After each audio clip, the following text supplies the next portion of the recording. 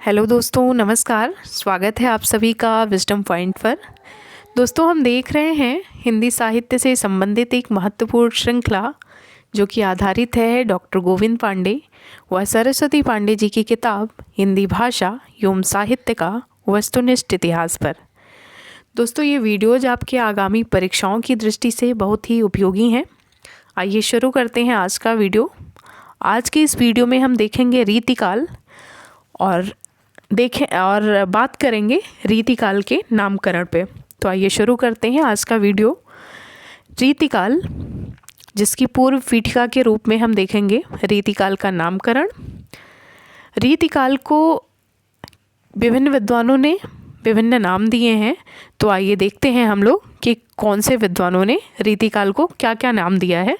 रीतिकाल नाम सर्वप्रथम मैं आपको बताना चाहूँगी कि ये रीतिकाल नाम आचार्य रामचंद्र शुक्ल जी का दिया हुआ है, जो हम प्रयोग करते हैं, और अन्य नामों को भी देखते हैं और उनके प्रस्तोता को देखते हैं। रीतिकाव्य नाम दिया था, रीतिकाल को रीतिकाव्य कहा था डॉक्टर जॉर्ज ग्रियर्सन ने। रीतिकाल को अलंकृत काल कहा था मिश्र बंधुओं ने। मिश्र बंधुओं में 3 भाई शामिल हैं और इनके नाम हैं श्याम बिहारी, सुखदेव बिहारी और गणेश बिहारी मिश्र। तो रीतिकाल को अलंकृत काल का नाम किसने दिया, ये कई बार परीक्षा में पूछा गया है। मिश्र बंधुओं ने। देखिए, मैंने आपको ऊपर बताया था कि रीतिकाल नाम दिया हुआ है आचार्य रामचंद्र शुक्ल जी का।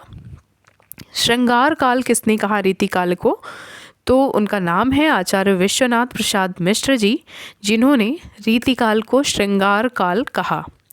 रीतिकाल को कला काल कहा है डॉक्टर रमाशंकर शुक्ल रसाल जी ने। और रीतिकाल को अंधकार काल किसने कहा है, ये ध्यान दीजिएगा क्योंकि ये सबसे अलग है।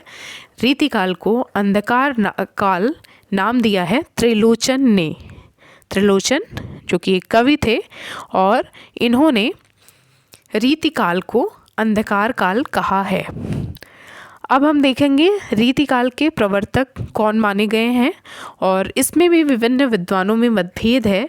तो आइए जानते हैं कि रीतिकाल के प्रवर्तक के रूप में हमें किसको स्वीकार करना चाहिए।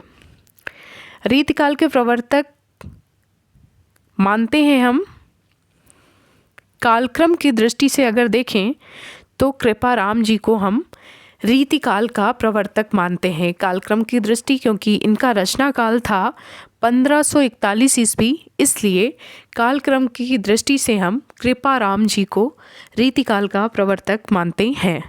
अगर हम रचना काल व्यक्तित्व की समृद्धि की दृष्टि से देखें तो हम केशवदास जी को रीतिकाल का प्रवर्तक मानते हैं। और केशवदास जी को रीतिकाल का प्रवर्तक मानने वाले विद्वानों में डॉक्टर नगेंद्र का नाम आता है। केशवदास जी का समय है 1555 ईस्वी से 1617 ईस्वी। क्योंकि हर काल में एक व्यक्तित्व होता है जो कि सबको प्रभावित करता है, तो उस व्यक्तित्व के आधार पर रचनाकार के व्यक्तित्व की समृद्धि की दृष्टि से अगर हम देखें तो हम केशवदास जी को रीतिकाल का प्रवर्तक मान सकते हैं। और रीतिकाल के प्रवर्तक के रूप में नगेंद्र जी ने केशवदास जी को स्वीकार किया है।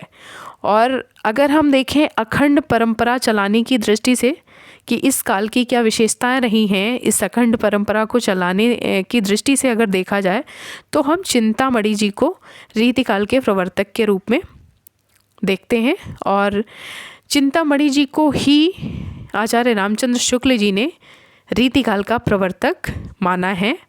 इनका समय था 1643 ईस्वी।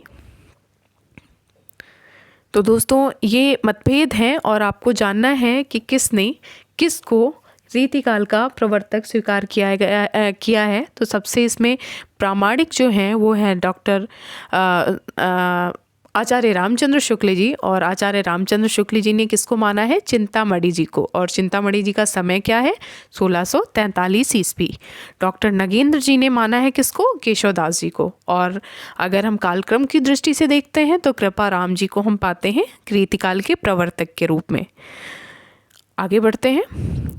आचार्य विश्वनाथ प्रसाद मिश्र ने जो इनकी आलोचनात्मक किताब है हिंदी साहित्य का अतीत, इसमें रीतिकाल का विभाजन निम्न ढंग से किया है। आइए देखते हैं।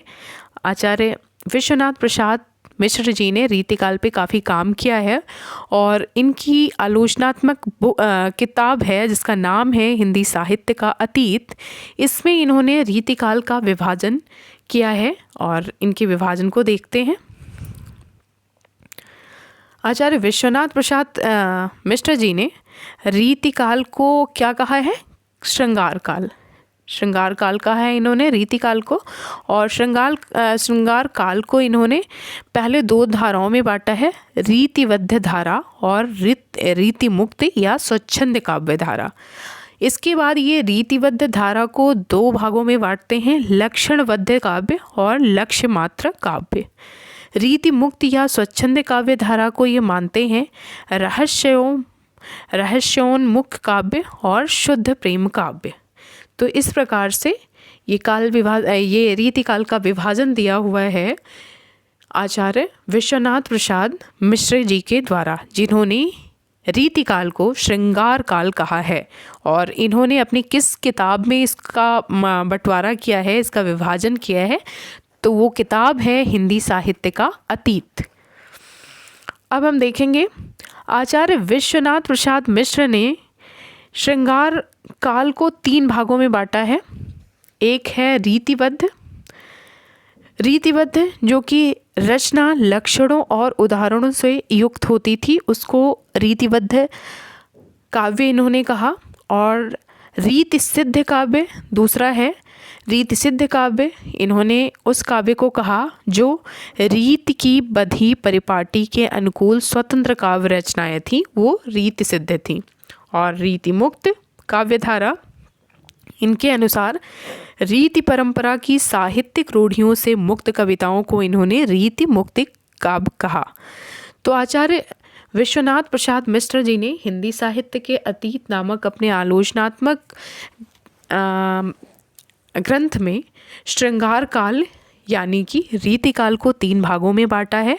और वो तीन भाग हैं रीतिबद्ध, रीति सिद्ध और रीति मुक्त।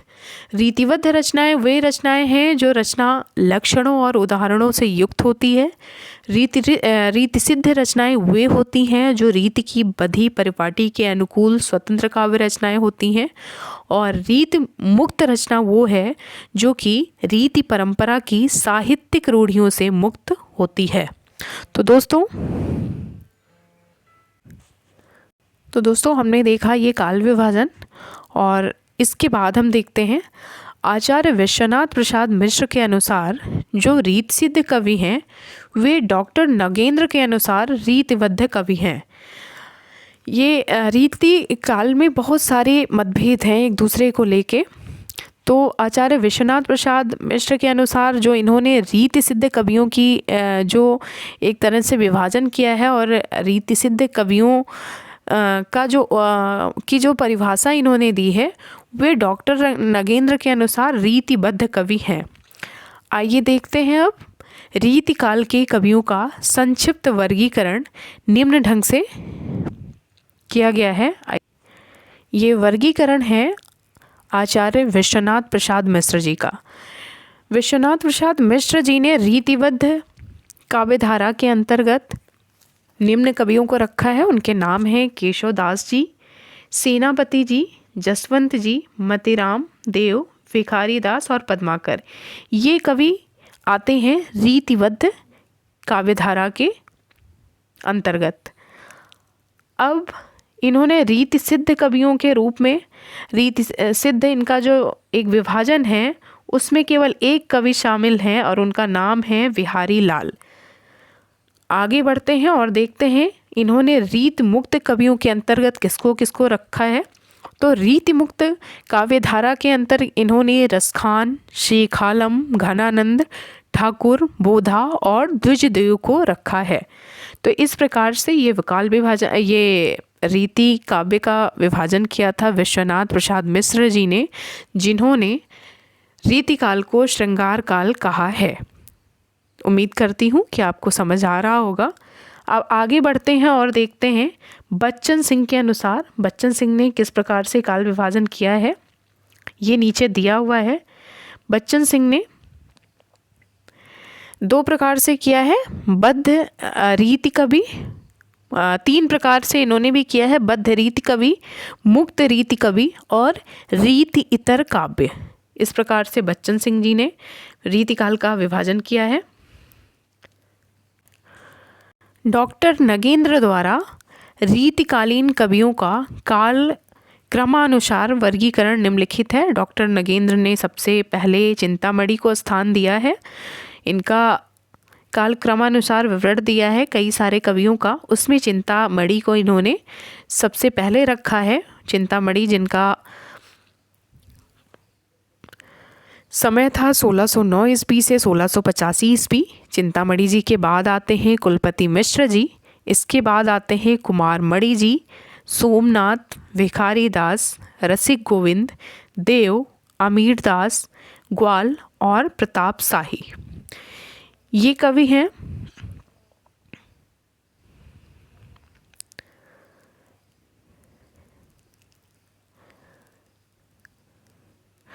ये जो डॉक्टर नगेंद्र का ये विवरण है, इसको मैं थोड़ा सा असहज महसूस कर रही हूँ, मैं इसको बता नहीं पा रही हूँ क्योंकि ये काफ़ी लंबा है और इस तरह से ये वर्गीकरण मैं दिखा नहीं पाऊँगी। हाँ, मैं इतना ज़रूर बता दूँ कि डॉक्टर नगेंद्र ने 3 भागों में रीति काल को बांटा है, रीति कवि, रीति मुक्त कवि और रीति सिद्ध कवि।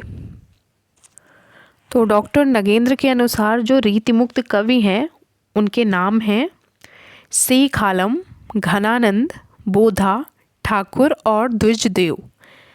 और डॉक्टर नगेंद्र ने जो रीति सिद्ध कवि माने हैं उनमें हैं सेनापति, बिहारी लाल, रसनिधि, वृंद, नृपशंभु, नेवाज, कवि कृष्ण कवि, हठी जी, विक्रमादित्य, राम सहाय, पजनेस और बेनी वाजपेयी जी। ये आते हैं नगेंद्र जी द्वारा विभाजित रीति सिद्ध कवियों के अंतर्गत।